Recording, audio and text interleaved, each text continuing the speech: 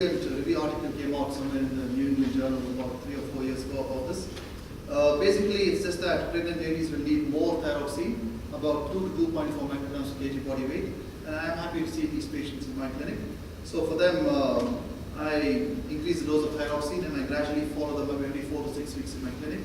And once the baby is born, I drop the thyroxine dose back to the pre-pregnancy levels.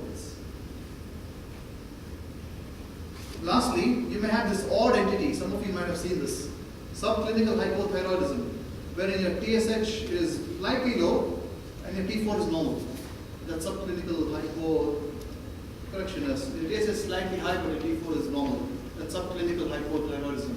So for that, it's a bit controversial, but the current guidelines are, you can measure the antibodies, the thyroid autoantibodies for this patient. And if they have positive antibodies, that's thyroglobulin, antithyroglobulin, and antithyroid peroxidase antibodies, then I usually can send to my clinics and I usually give them a gentleman's agreement. For them I say, are you feeling tired? Are you feeling nauseated? Are you feeling lethargic? If they say no, then I tell them there's a 5% chance of this subclinical hypothyroidism becoming barn-mode hypothyroidism per year, so we can do TFTs for you every year. But if they do tell me, yes, I'm feeling lethargic, yes, I'm feeling tired, and the autoantibodies are positive, but the T4 is normal and the TSH is slightly high, for this instance, I give small dose of thyroxine, about 24 micrograms. And even for that, 6 months down the line, I check with the patient. If they're not feeling lethargic again, I usually stop it. And what if these patients are pregnant?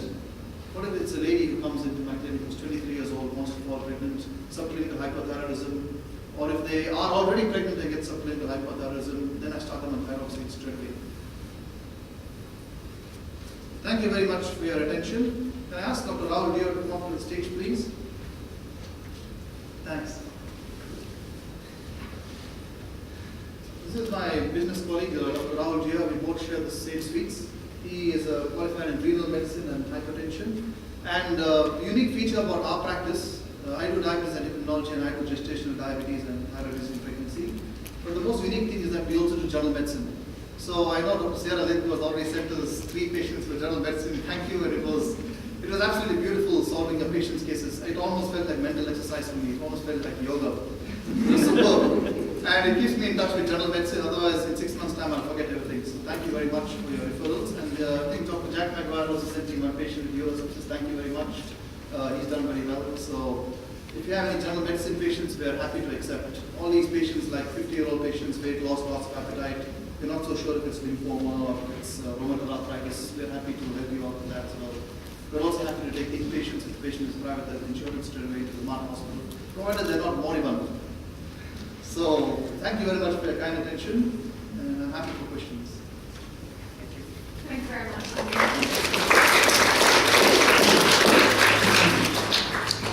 Okay, do we have any questions? We'll start off with maybe diabetes questions. Sarah? Diabetes questions? Question about stopping metformin.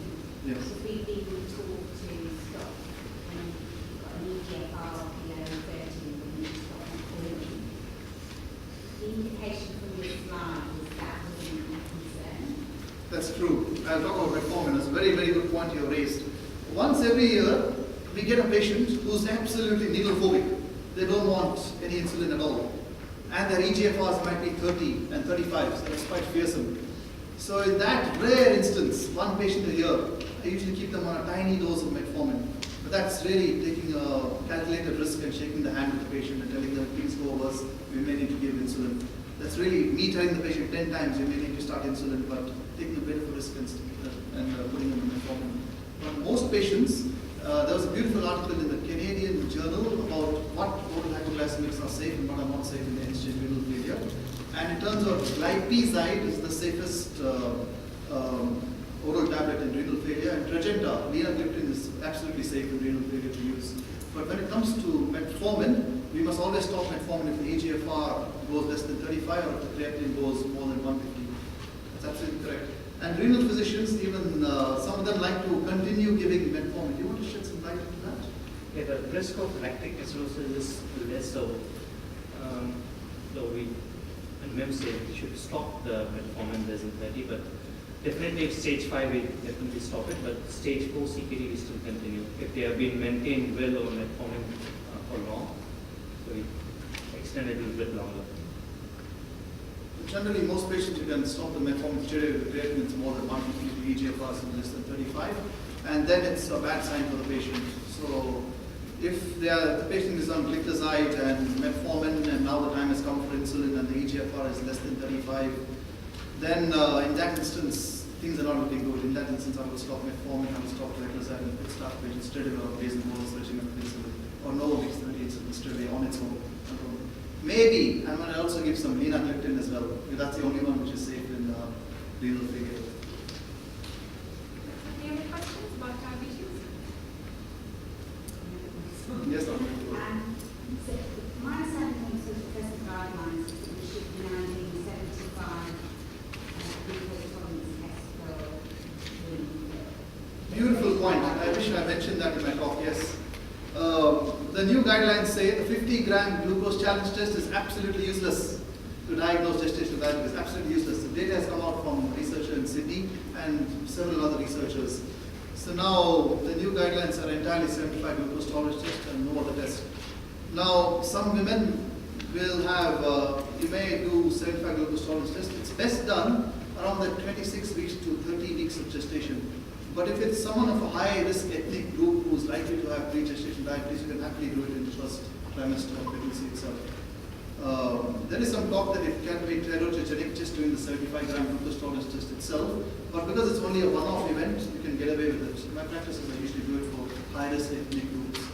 But generally speaking, the glucose challenge test, I don't believe in it at all. Does that answer your question, Sarah? Yeah. All right. Any other questions about diabetes? Thank you. And thyroid disease. So, just patients who've got a high TSH, normal T4, and no antibodies can just sit on them forever. That's true. You If can. they're asymptomatic. If they're asymptomatic, you can. Sometimes this rare disease is there, this TSH secreting tumor from the pituitary, this thyroxine. It's very, very rare. I've never seen a case at all. So you can always send the patient to me and I usually do the usual things, MRI of the brain, other anterior pituitary hormones like prolactin, etc. And then I'll see them after once a year just to see how things are going. Will you treat a patient with a normal TSH thyroid antibodies at the Normal TSH with thyroid antibodies is symptomatic. symptomatic? Extremely good question, and I have never seen such a patient ever. I've seen lots of thyroid patients in the last 3 years. I've never seen one who has normal TSH, symptomatic, and thyroid antibodies. The answer is no. I wouldn't treat this patient, but I would repeat him and keep an eye on this patient. Do maybe after 3 or 6 months down the track another set of TFTs. Usually they normalize. Are you aware that some of the infertility clinics, the patient who is infertile, normal TSH thyroid antibodies, they've actually got one thyroxine to prove fertility? They have, yes, because now the evidence came out a few years ago that there's a high risk of miscarriages in this subclinical hypothyroidism which I just spoke about. This high TSH and normal T4, if you don't treat it, that's why we have to treat it in pregnant women because it causes high risk of miscarriages. Now there's evidence for that. So usually I don't, but it all depends on the patient. If it's a woman standing in front of me who is about to fall pregnant, yes, I would. But again, that's a gentleman's agreement. I'd shake their hands and do it. But most patients, if it's only someone complete with the family, or if it's a man, I usually start. All depends on the context. Yes, Dr. McGrath. If they're overweight, would you be more inclined to treat them? I must admit, you get patients, a lot of patients come in and are overweight. Their TSH is up a bit. We're being unreasonable to give them a little bit of thyroxine to help them lose weight. Ooh. It won't cause any loss of weight at all, but it might, you mean reduction of loss of weight, yeah, the reverse question. They do come in saying, they think their weight problem is due to their thyroid. You do it and the TSH is up. Yes, that's why this is a bit of a grey area, subclinical hypothyroidism. You can only give it to the pregnant women and gentleman's agreement. A few of them, I shake their hand and say, I'm going to give you 25 micrograms, come back in 6 months. If your lethargy goes away, if you lose some weight, that's good. You continue. If you don't, we'll stop it. That's usually what I do to them. Any other questions? Okay. Algenes, thank you very much. Thank you. Thank you. And I'd also like to